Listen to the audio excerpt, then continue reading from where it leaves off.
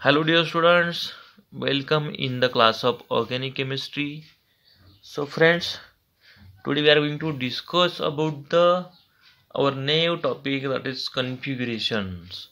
This is very important topic for the stereochemistry and also for your future chemistry. So listen, be carefully, or if you have any doubt regarding this, then ask me after this lecture, or after we cover this topic. You ask your questions, but this topic is very important. So let's we just start. So before start this configuration, I just want to recall our last lecture. So in last lecture we discussed about the elements of symmetry. So various elements of symmetry, like a plane of symmetry, then a center of symmetry, and the alternating axis of symmetry.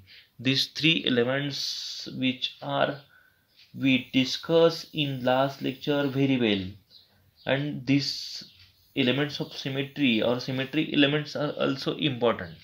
So without any hesitation, ask me your any problem regarding these topics. All topics we are learn, or we are discuss in last lectures, or this from stereochemistry.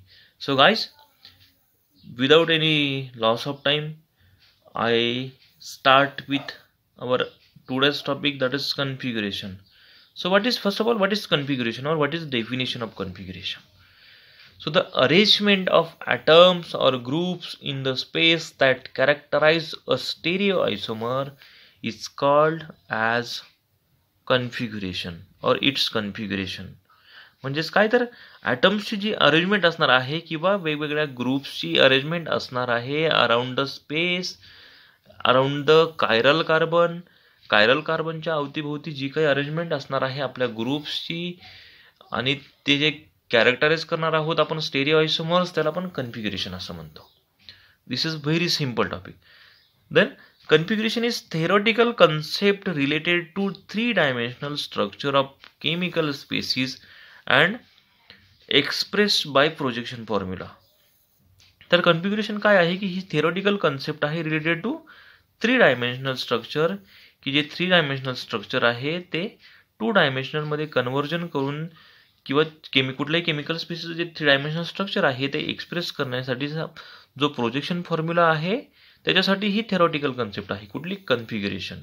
So a stereoisomer should be recognised by its configuration and not by its property of optical rotation, whether it is dextrorotatory or it is levorotatory, as the sign of rotation is not related to its configuration. तर जे काही स्टेरिओआयसोमरिझम बघितलं आपण, की स्टेरिओआयसोमरिझमचे आपल्याला माहिती दोन type होते, एक डेक्स्ट्रोरोटेटरी, एक लेवोरोटेटरी. तर ती जे स्टेरिओआयसोमर्स आहेत, आपण आतापर्यंत म्हणत होतो की स्टेरिओआयसोमर्स आपण एकतर डी किंवा डेक्स्ट्रोरोटेटरी किंवा लिव्होरोटेटरी किंवा प्लस और मायनस साईनने आपण स्टेरिओआयसोमेरिझम हे आपण डिस्कस केलं होतं. पण ॲक्च्युअलमध्ये स्टेरिओआयसोमर्स आपण रेकग्नाइज करू शकतो बाय इट्स कन्फिग्युरेशन, की त्याच्या आपण कन्फिग्युरेशनने आपण कुठलंही स्टेरिओआयसोमर्स हे रेकग्नाइज करू शकतो, and not by it property of optical rotation, तर त्याच्या ऑप्टिकल रोटेशनच्या प्रॉपर्टीने नाही, वेदर इट इज डेक्स्ट्रोरोटेटरी और लिव्होरोटेटरी, म्हणजे तो स्टेरिओआयसोमर्स डेक्स्ट्रोरोटेटरी आहे की लिव्होरोटेटरी आहे, या त्याच्या प्रॉपर्टी म्हणजे या त्याच्या ऑप्टिकल रोटेशनच्या प्रॉपर्टीवरून आपण स्टेरिओआयसोमर्स रेकग्नाइज करू शकत नाही. तर त्यासाठी आपल्याला त्याचा कन्फिग्युरेशन लागणार आहे, आणि ती जे साइन ऑफ रोटेशन आहे it is not related to its configuration, तर त्याचा कन्फिग्युरेशनची कुठलंशी रिलेशन करत नाही जे डेक्स्ट्रोरोटेटरी आणि लिव्होरोटेटरी किंवा त्याचे प्लस मायनस जे साइन्स आहेत ते. फॉर एक्झाम्पल, आता एक्झाम्पल घेऊन आपल्याला अतिशय व्यवस्थितपणे समजेल की व्हॉट इज कन्फिग्युरेशन.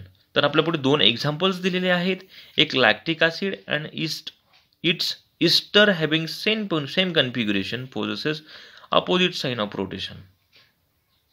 तर हे आपण आतापर्यंत म्हणत होतो की क्लॉकवाईज डायरेक्शनने बघितलं तर प्लस साइन असतो, म्हणजेच तो डेक्स्ट्रोरोटेटरी, आणि जो ज्याचं रोटेशन नंबरिंग देऊन किंवा जो कुठला आयसोमर स्टेरिओ आयसोमर ज्याचं रोटेशन हे अँटी क्लॉकवाईज डायरेक्शनने जातं तो लिव्हो रोटेटरी दाखवतो किंवा मायनस साईन दाखवतो.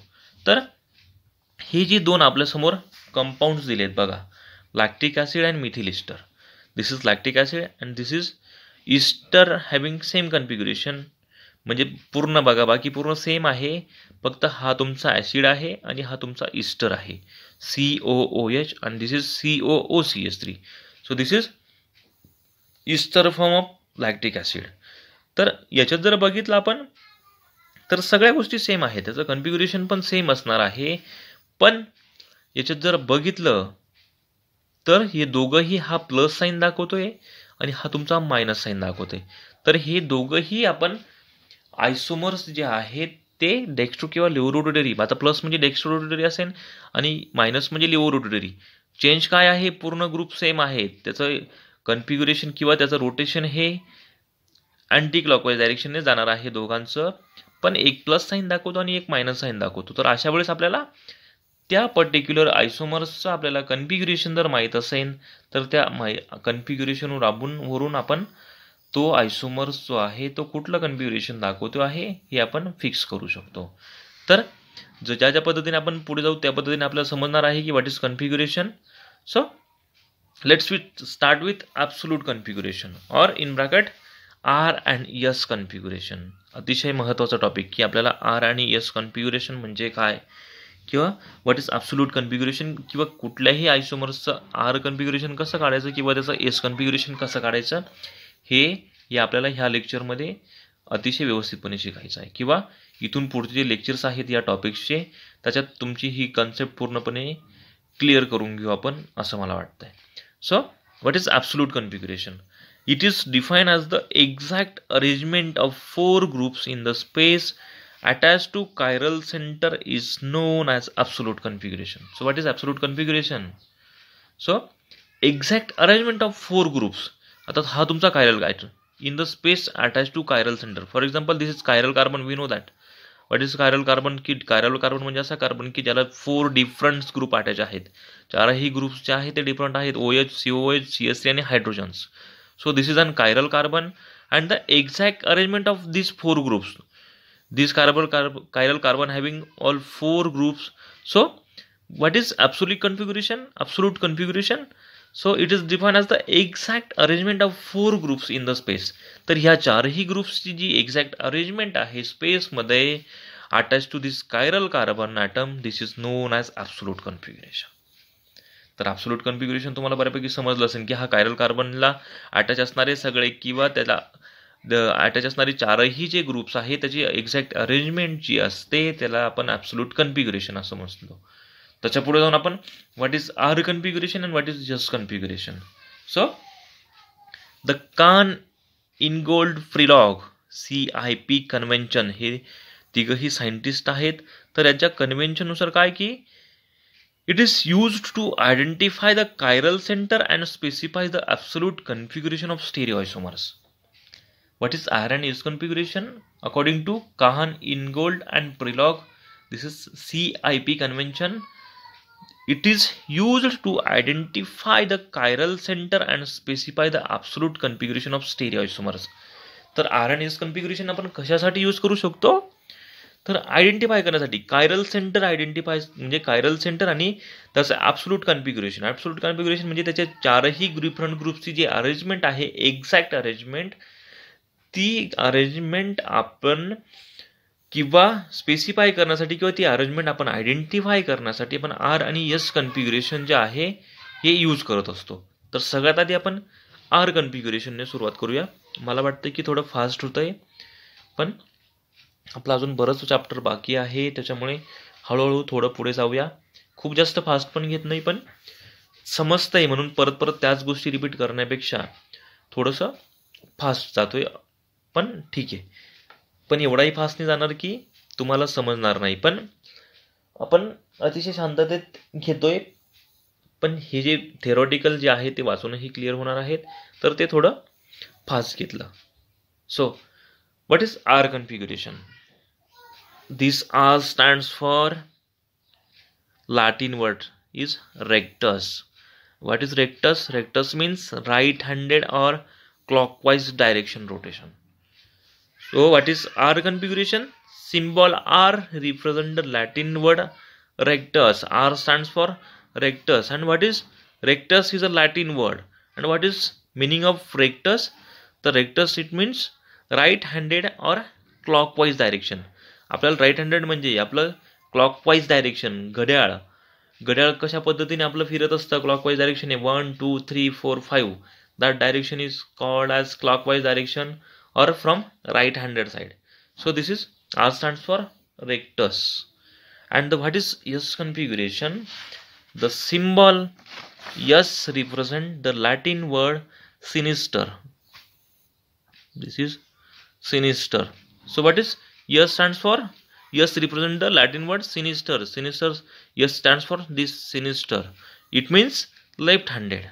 Both are opposite to each other. This is right handed, this is left handed, and left handed means anti clockwise direction घड्याळाच्या विरुद्ध दिशेने म्हणजे 12 पासून 11 पर्यंत 11 पासून 10 9 8 7 अशा अँटी क्लॉकवाईज डायरेक्शनने आपल्याला रोटेशन करायचं आहे आणि त्या रोटेशनला आपण सिम्बॉल जो देणार आहोत किंवा त्याला जे म्हणणार आहोत तो सिनिस्टरचा जो सिम्बॉल असणार आहे तो यस.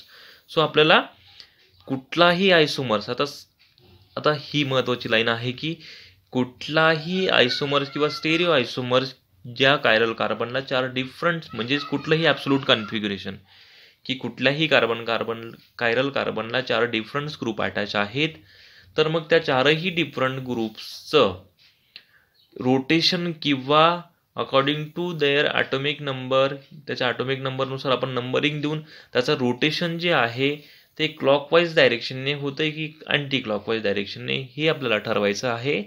जर ते रोटेशन क्लॉकवाईज डायरेक्शनने होत असेल म्हणजेच राईट हँड साईडने होत असेल तर त्याला आपण आर कन्फिग्युरेशन असं म्हणू शकतो किंवा रेक्टस कन्फिग्युरेशन म्हणण्यापेक्षा आपण आर कन्फिग्युरेशन म्हणू शकतो. आणि ज्या वेळेस त्याचं नंबरिंग देऊन ॲटॉमिक नंबरनुसार ते जे रोटेशन आहे ते अँटी क्लॉकवाईज डायरेक्शनने जात असेल किंवा लेफ्ट हँडेड साईडने जात असेल तर त्याला आपण एस कन्फिग्युरेशन म्हणणार आहोत. That's it. तर what is R and S configuration हेही तुम्हाला समजलं असेल. अजून ज्या पद्धतीने आपण त्याचे एक्झाम्पल्स बघू त्या पद्धतीने अजून ते आपल्याला अतिशय चांगल्या पद्धतीने क्लिअर होत जाईल. सो डोंट वरी. तर आता पुढे जाऊन आता जे मगाशी म्हटलो मी की त्याचा अँटी क्लॉकवाईज आणि क्लॉकवाईज डायरेक्शनने गेला तर कशा पद्धतीने आर आणि अँटी क्लॉकवाईज डायरेक्शनने गेला तर त्याचं एस कन्फिग्युरेशन असणार आहे. इथेपर्यंत तुम्हाला काहीच समजलं नसेल असं मी समजतो. मग आता पुढे जाऊन आता नेमकं कशाचं अँटी क्लॉकवाईज डायरेक्शन रोटेशन करायचं आहे कशाचं क्लॉकवाईज डायरेक्शनने रोटेशन करायचं आहे तर हे जे काही रूल्स दिलेत the following set of rules are used to assign R and S configuration और R and S designation to a स्टेरिओसेंट्रिक.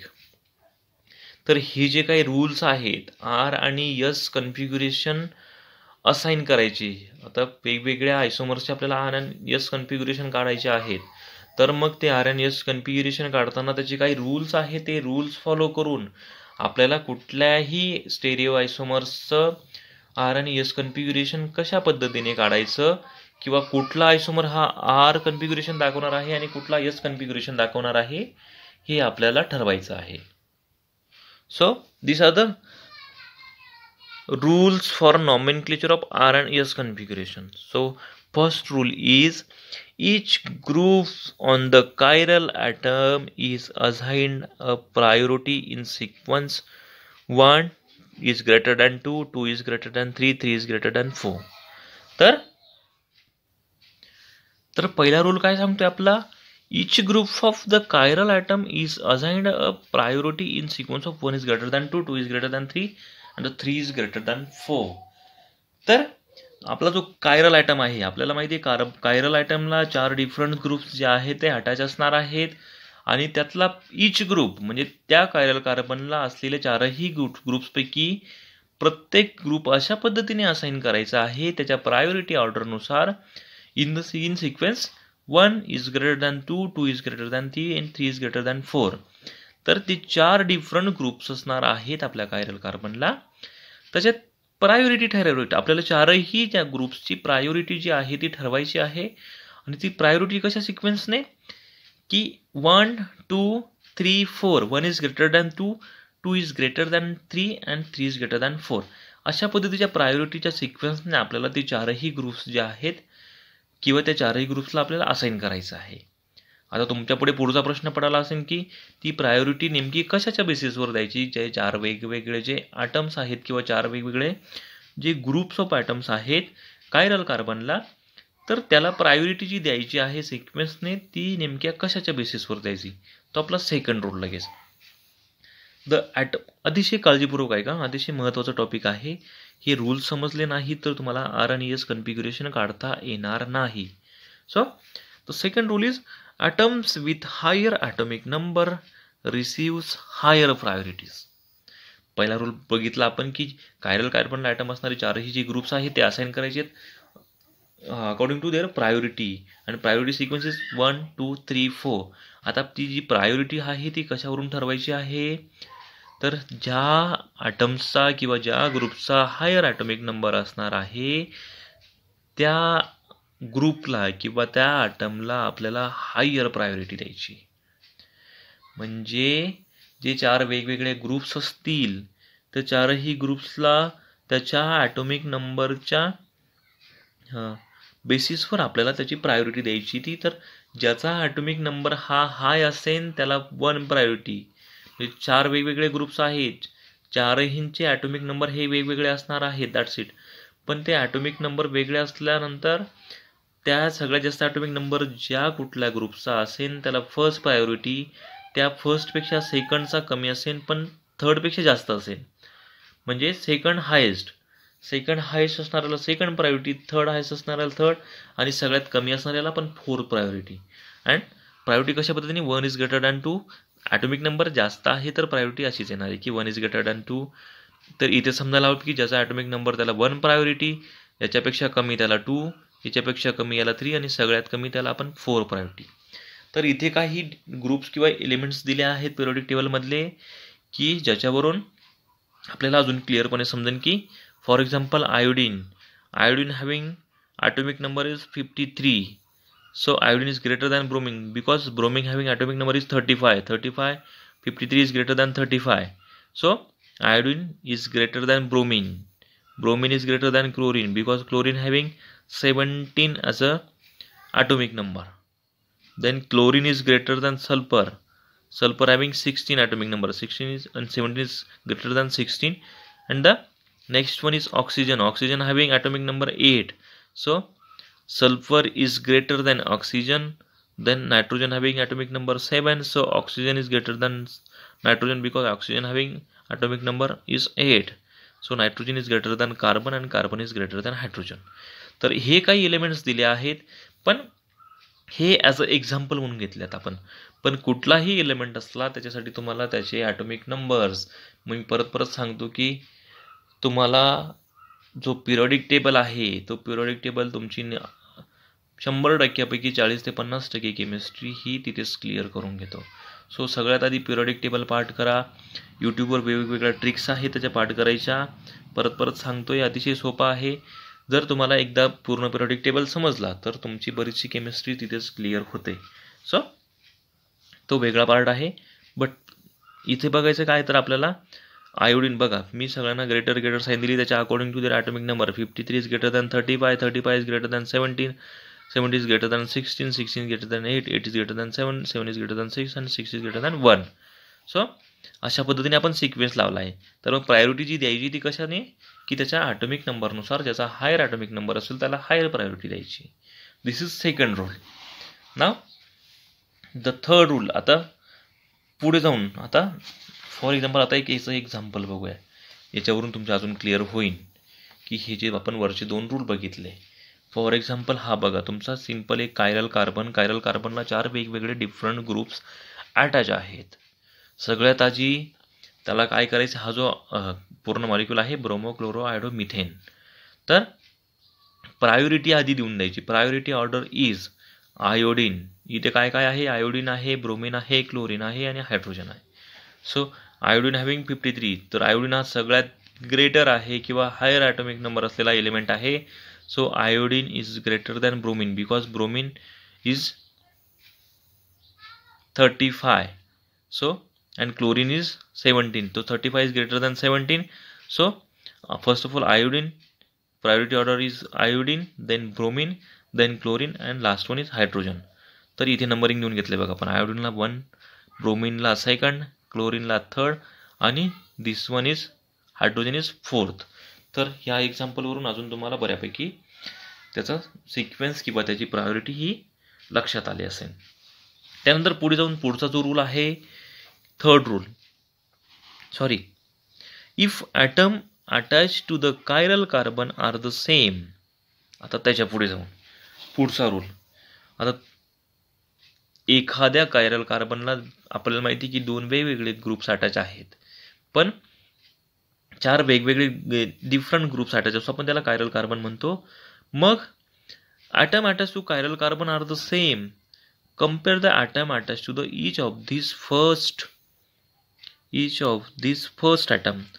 For example, ethyl and methyl. आता या एक्झाम्पल वरून समजेन की आता असे काही ॲटम्स असतात कायरल कार्बनला अटॅच की ज्यांचा ॲटम जो असतो तो सेम असतो. For example ethyl. आता इथिल जर पकडला तुम्ही तर ह्या इथिल आणि मिथिल ग्रुपमध्ये काय असणार आहे, तर जो कायरल कार्बन आहे त्याला अटॅच डायरेक्ट मिथिलमध्ये जरी पकडला तुम्ही हा कार्बन आहे, आणि जर मिथिल त्याला अटॅच असला तर हा सुद्धा तुमचा कार्बन ॲटम आहे.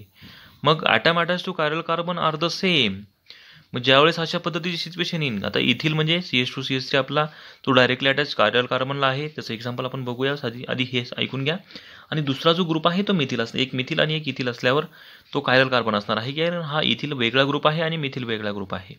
पण आपण जो अटॅच झालेला जो आयटम आहे तो आपण तो पकडतो प्रायोरिटी देताना. सो कायरल कार्बनला अटॅच असणारा इथिलमधला सुद्धा कार्बन असणार आहे आणि मिथिलमधला सुद्धा कार्बन असणार आहे. So one should assign higher priority. आता त्याच्यात हायर प्रायोरिटी नेमकी कोणाला द्यायची हे कसं ठरवायचं. So as carbon in methyl group is attach to 3 hydrogens. तर त्याच्याकडे लगेच जाताना बघायचं की त्याच्यानंतर कार्बनच्या पुढे जाऊन ह्या मिथिलला अटॅच असणारे जे आहेत पुढचे ग्रुप्स ते 3 हायड्रोजन्स आहेत फक्त. तर काय इथे काय आहे, फक्त 3 हायड्रोजन जे आहेत ते अटॅच आहेत. आणि दुसरा जो आपला इथिल ग्रुप आहे, तर ह्या इथिल ग्रुपच्या ह्या कार्बनला जर आपण पुढे गेलो 2 हायड्रोजनच्या आधी एक कार्बन अटॅच आहे. या कार्बनला एक अटॅच असणारा कार्बन म्हणजे या कार्बनला पुढे जाऊन एक कार्बन अटॅच आहे आणि मिथिलमध्ये या कार्बनला फक्त 3 हायड्रोजन्स अटॅच आहेत. मग कार्बनला परत पुढचा कार्बन अटॅच असल्यामुळे याचा नेक्स्ट ग्रुप पकडल्यामुळे याची जी प्रायोरिटी ऑर्डर आहे ती या मिथिल ग्रुपपेक्षा जास्त असणार आहे. कारण ethyl is attach to 1 carbon and 2 hydrogen atoms, but this carbon is attach to only 3 hydrogen, but this carbon is attach to 2 hydrogens and 1 carbon. जर आपण 3 हायड्रोजनचा ॲटॉमिक नंबर बघितला 1 1 1, पण इथे कार्बनला जो कार्बन अटॅच आहे त्या कार्बनचा ॲटॉमिक नंबर आहे 6. म्हणजे याची प्रायोरिटी ही खूप जास्त झाली. त्याच्यामुळे इथिल आणि मिथिल ज्यावेळेस अशा पद्धतीची सिच्युएशन असेल, म्हणजे मिथिल इथिल सोडून दुसरे कुठले एक्झाम्पल्स की ज्याचा डायरेक्टली अटॅच असणारा ग्रुप जरी सेम असेल, मग त्यावेळेस त्याच्या पुढच्या ॲटमकडे जाऊन त्या ॲटमचा ॲटॉमिक नंबर किंवा त्या अटॅच असणाऱ्या ग्रुपवरून आपण त्याची प्रायोरिटी ठरवून त्याला आपण नंबरिंग ही देऊ शकतो किंवा देता येऊ शकते. आता त्याचं एक्झाम्पल बघितल्यानंतर अजून क्लिअर समजेल. आता बघा, secondary butyl bromide, this is the example of that rule. So this is chiral carbon, 1 group is ethyl, 1 is methyl, 1 is bromine and last group is hydrogen. Secondary butyl bromide, this is secondary butyl bromide. So मगाशी म्हटल्याप्रमाणे एक जो तुमचा group आहे chiral कार्बनला attach असणारा तो ethyl group आहे आणि एक जो आहे तो मिथिल ग्रुप आहे. तर मग याच्यात प्रायोरिटी नेमकी कशी द्यायची बघा. या कायरल कार्बनला डायरेक्ट अटॅच जो आहे तो कार्बन ग्रुप आहे, या कार्बनला सुद्धा कार्बनच अटॅच आहे, तुझा कार्बन कार्बन. मग दोघंही कार्बन असल्यावर आपण लगेच मी मगाशी सांगितल्याप्रमाणे त्याच्या पुढच्या अटॅच असणारे जे ग्रुप्स आहेत किंवा ॲटम्स आहेत त्याच्याकडे जायचं आहे. सो इथिलमध्ये हा carbon is directly attach to this carbon and these 2 hydrogens, but this carbon is attached to only these 3 hydrogens, no any other group is attached to this methyl. So the priority order is, first one is bromine, bromine is greater than carbon. सगळ्यात आधी पहिल्या जो item आहे त्याच्याकडे जायचं. सगळ्यात carbon आणि ब्रोमीनमध्ये कोण मोठा आहे किंवा कोणाचा ॲटॉमिक नंबर हा जास्त आहे? So bromine. तर ब्रोमीनकडे गेल्यानंतर ब्रोमीनला सगळ्यात फर्स्ट प्रायोरिटी दिली. त्यानंतर सेकंड प्रायोरिटी जी होती ती आपल्या इथिल ग्रुपला. इथिल आणि मिथिल, हायड्रोजन सगळ्यात कमी शेवटी ना. सो आता इथिल आणि मिथिलमध्ये आपण पकडून जर सेकंड प्रायोरिटी कशाला जाईन मग? इथिल ग्रुपला. इथिल ग्रुपला सेकंड प्रायोरिटी गेल्यानंतर हायड्रोजन आणि मिथिलमध्ये थर्ड प्रायोरिटी कार्बनला. So third priority to methyl group and last priority for this hydrogen. So this is priority order. bromine is greater than this methyl carbon, then this ethyl, and ethyl is greater than this methyl, and last one is hydrogen. So this is priority order for this.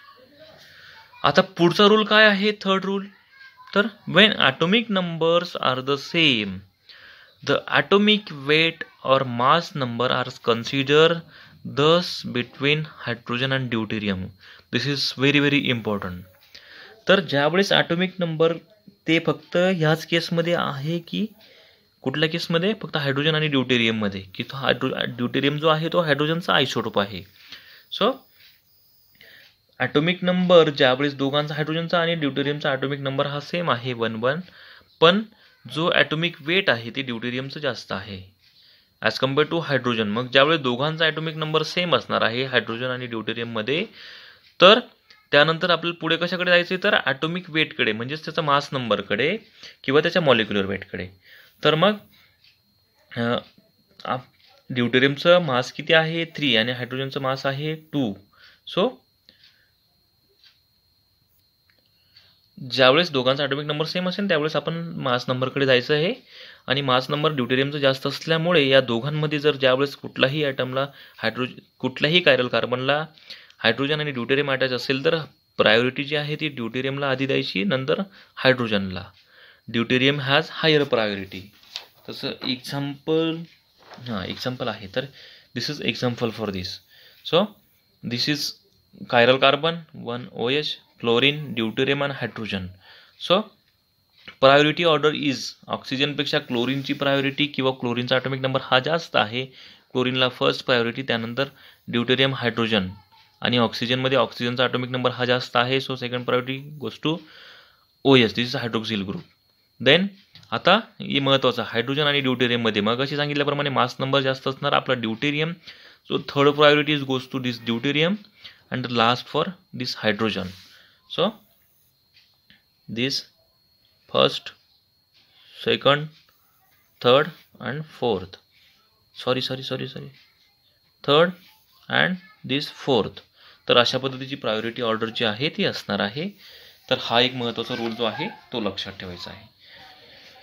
And the last rule is if the group possesses double or triple bonds then they are having higher priority to triple bond.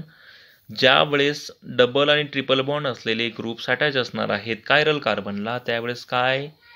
तर they are having higher priority. जो triple bond असणार आहे actually त्याच्यात म्हणजे obviously त्याच्यात 3 bond आहे, त्याच्यामुळे ते प्रायोरिटी जी आहे ती ट्रिपल बॉन्डला जाणार आहे आणि त्यानंतर डबल बॉन्डला. आणि consider to be equivalent to 2 or 3 such atoms.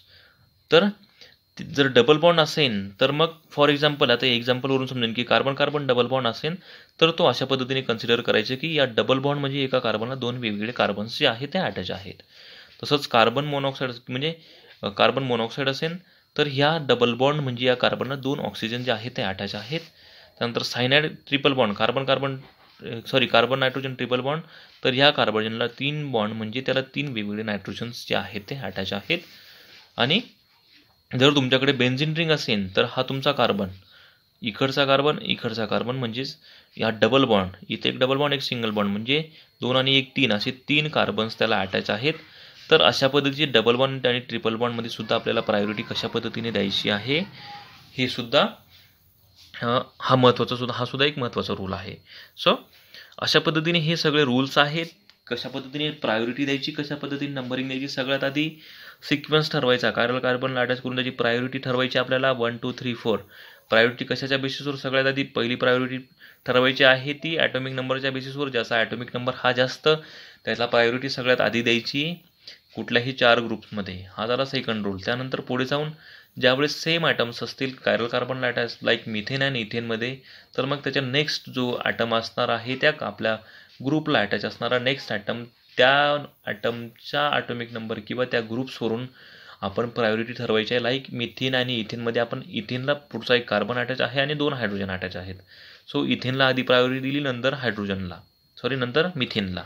त्यानंतर पुढचा रूल सांगतो आपल्याला, हायड्रोजन आणि ड्यूटेरियम सारखे अशी काही आयसोटोप्स आहेत की ज्यांचा ॲटॉमिक नंबर हा सेम असतो. मग ज्यावेळेस ॲटॉमिक नंबर दोघांचा सेम असेल त्यावेळेस आपण लगेच मास नंबर किंवा त्याचा ॲटॉमिक वेटकडे किंवा त्याचा मास नंबरकडे आपल्याला जायचं आहे. आणि मास नंबरकडे जाऊन आपल्याला त्याची प्रायोरिटी जी आहे ती ठरवायची आहे. तो deuterium having higher mass number than hydrogen, so priority goes to deuterium. त्यानंतर आपली हायड्रोजनला प्रायोरिटी असणार आहे. आणि सगळ्यात शेवटचं जो आहे की डबल बॉन्ड आणि ट्रिपल बॉन्ड्समध्ये एक डबल बॉन्ड म्हणजे जो काही ॲटम असणार आहे, for example carbon carbon double बॉन्डमध्ये कार्बनला 2 कार्बन जे आहे ते अटॅच आहेत. अशा पद्धतीने त्याची प्रायोरिटी ऑर्डर ठरवून हे सगळे रूल फॉलो करून आपल्याला आर आणि एस कन्फिग्युरेशन जे आहे त्याच्या प्रायोरिटीज ज्या आहेत त्या द्यायच्या आहेत. याच्या पुढे जाऊन आपल्याला पुढच्या लेक्चरला जे आहे, तर पुढच्या लेक्चरला आपल्याला नवीन पुढचा टॉपिक डिस्कस करायचा आहे की आपल्याला आर आणि एस कन्फिग्युरेशन कशा पद्धतीने असाइन करायचं. तर हा महत्त्वाचा टॉपिक आपल्याला पुढच्या लेक्चरला डिस्कस करायचा आहे. आणि पुढचे 2 लेक्चर रेग्युलर येतील, त्याच्यामुळे आर आणि एस कन्फिग्युरेशनचे सगळे एक्झाम्पल्स आज घेतलं, परत पुढच्या आठवड्यात तुम्ही कन्फ्युजन होईल. पण हे महत्त्वाचे रूल्स आज लेक्चर आपण संपवले की याच्यानुसार पुढचा जो आठवडा आहे की पुढचे जे 2 लेक्चर्स असतील आपल्या दोघंही लेक्चर्समध्ये आपण रुटीनमध्ये आर आणि एस कन्फिग्युरेशनचे सगळे एक्झाम्पल्स, त्याचे जे अजून काही रूल्स आहेत किंवा कशा पद्धतीने असाइन करायचे जे काही रूल्स आहेत आर आणि एस कन्फिग्युरेशन, हे प्रायोरिटीचे रूल्स आहेत सगळे. आता त्याच्या पुढे जाऊन आर आणि एस कन्फिग्युरेशनचे काही रूल्स आहेत ते एक्झाम्पल्स घेऊन आपण पुढच्या 2 लेक्चर्समध्ये हा टॉपिक पूर्ण कव्हर करूया. किंवा एक लेक्चर 2 लेक्चरमध्ये आपण हा टॉपिक जो आहे तो पूर्ण कव्हर करूया. आणि मग आपण पुढे बघूया की अतिशय शांततेत आपण पूर्ण कव्हर करूया हा topic. So don't worry about that. तर आज आपण इथे थांबूया. थँक्यू.